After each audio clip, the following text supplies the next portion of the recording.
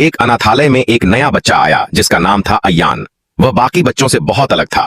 उसका पूरा शरीर हिल नहीं सकता था, केवल उसकी आंखें ही चलती थीं। सभी बच्चे उससे दूर रहते थे और उसकी मेज भी अलग कर देते थे।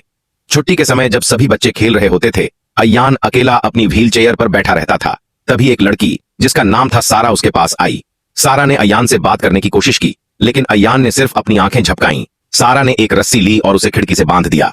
फिर उसने अय्यान की व्हील चेयर को रस्सी से हिलाया। इस तरह अय्यान ने पहली बार रस्सी कूदने का मजा लिया। जब सारा ने देखा कि बच्चे फुटबॉल खेल रहे हैं, तो उसने अय्यान की टांगों पर रस्सी बांध दी और रस्सी खींचकर उसकी टांगों से फुटबॉल किक करवाई। बच्चे उसकी हंसी उड़ाते रहे, लेकिन सारा ने कुछ नहीं कहा। उसने हर रोज अय्यान को व्यायाम करवाया और कहानियां सुनाई।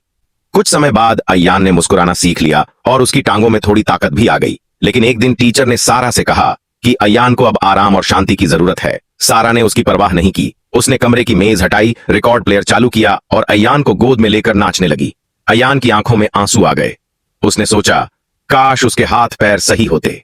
अगले दिन सारा अय्यान से मिलने गई, लेकिन देखा कि उसकी व्हील चेयर खाली थी और उस पर वह रस्सी रखी थी जो सारा ने उसे दी थी।